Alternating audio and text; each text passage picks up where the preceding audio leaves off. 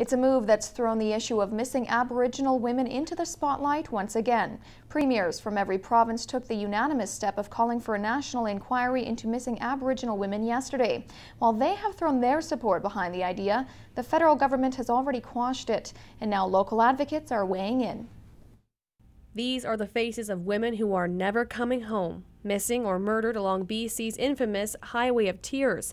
It's not an issue unique to our province, and premiers across the country now want a national inquiry into cases like these. I think a nationwide inquiry is a step in the right direction to really bring the point home that this is an issue that requires a direct response from federal government to show that there is an interest in upholding the rights of First Nations women across this country.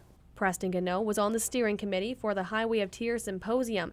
He says a national inquiry will restore First Nations confidence in the justice system, but that's just part of the spin-off. The other part is sending a message to the victims out there and their families that have passed on that there are people that are continuously trying to address this very significant issue that has been life and death for a lot of our people.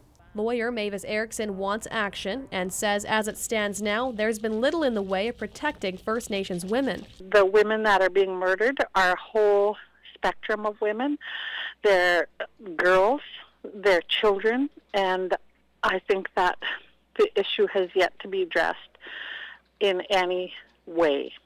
She also worries about the credibility of the potential report if it's developed in the same manner as past inquiries. There was a call from the grassroots women across the province and the leadership that the commission be headed up by a woman, and we didn't get that either.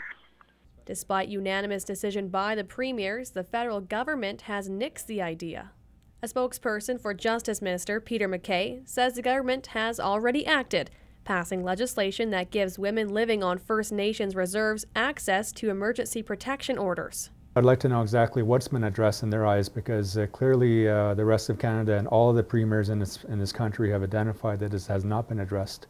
So unless they have information that we're not aware of, we're clearly aware that this has not been addressed, and this is a step in the right direction to addressing a very significant issue that affects all the Canadians. According to the Native Women's Association of Canada, there are 582 missing or murdered First Nations women. Local advocates want that number to drop. They say an inquiry will bring answers and justice to the women who have never come home. Kelly Linehan, CKPG News.